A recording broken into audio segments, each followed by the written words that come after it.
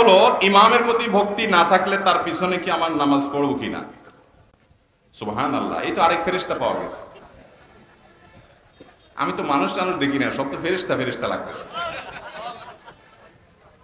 ভাইরা আমার, ইমামকে ভক্তি হয় না, মানুষটা কি পরিমাণ ভক্তি মানে ফেরেশতা হলে এটা সম্ভব। ইমাম সাহেবের প্রতি কি হয় না? ভক্তি হয় না।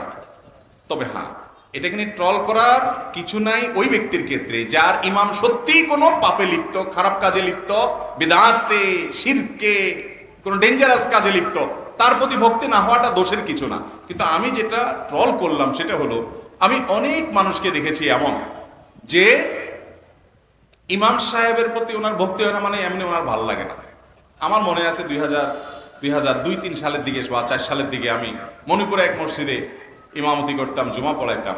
তো আমার এক মুসল্লি আমাকে একবার বললেন, হুজুর মনে কিছু করেন না, আপনার বক্তব্য আলোচনা সবই ভালো লাগে মাশাআল্লাহ, কিন্তু আপনার হাঁটাটা না আমার একদম ভালো লাগে না।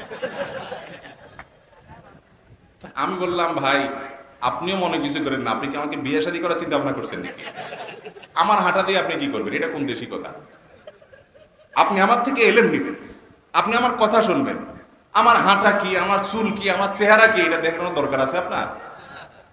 আমরা চাই আমাদের ইমামগুলো সব আরশ মহল্লা থেকে নাজিল হবে, ফেরেশতার মতো হবে, ডান বাম কোনো কিছু থাকবে না। ইমাম সাহেবের যদি নামাজে কখনো ভুল হয় আমরা বলবো, হায় হায় ইমাম সাহেবের আবার ভুল হয়, হুজুরের আবার ছেলে মেয়ে হয়েছে শুনছি। এই হলো আমাদের দেশের মানুষের মন মানসিকতা, ঠিক না বেঠিক? আরে ভাই, আপনার ইমাম সাহেব দিন শেষে একজন মানুষ, ওনারও ভুল হতে। নামাজে আমাদের নবী করিম সাল্লাল্লাহু আলাইহি ওয়াসাল্লামের ভুল হয়েছে, আপনি কোথায় আছেন? উনি নামাজে এক রাকাত কম থাকতে সালাম ফিরে ফেলছেন ভুলে। সাহাবা ইকরাম ভয়ে লোকমা দেয় না, যে নবী তো, আল্লাহ হয়তো নামাজ কমাই দিছে কিনা, ওহী আসে ওনার কাছে সব সময়, কেউ লোকমা দেয়নি। সালাম ফিরানোর পরে বলে, ইয়া রাসূলুল্লাহ আনাসিতা আম কুসিরাতিস সালাহ, আপনি ভুলে গেছেন না নামাজ আল্লাহ কমাই দিছে।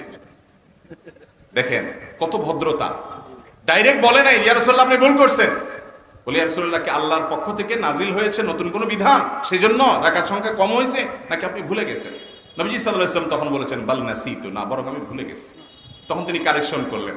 তো তা আল্লাহর নবীর ভুল হওয়ার সময় তো জিবরিল এসে বলে দিতে পারতো যে হুজুর আপনি বসেন না, এখন দাঁড়ায় যান। তো তার ভুল হয়েছে, আল্লাহ জিবরিল পাঠান নাই, তার ভুল হয়েছে, মানে মানুষ হিসাবে যে ভুলে যাওয়া, এই ভুলে যাওয়ার বিষয়টা ঘটছে একবার ফজরের নামাজে। তারা সফরে ছিলেন, সবাই ঘুমেছিলেন, একজনকে পাহারা রাখছেন, একটু পর পর পালা করে করে তারা রাত্রে পাহারাদারি করবে, ফজরের সময় ডেকে দেওয়ার দায়িত্ব একজনের। তো ওনার আগে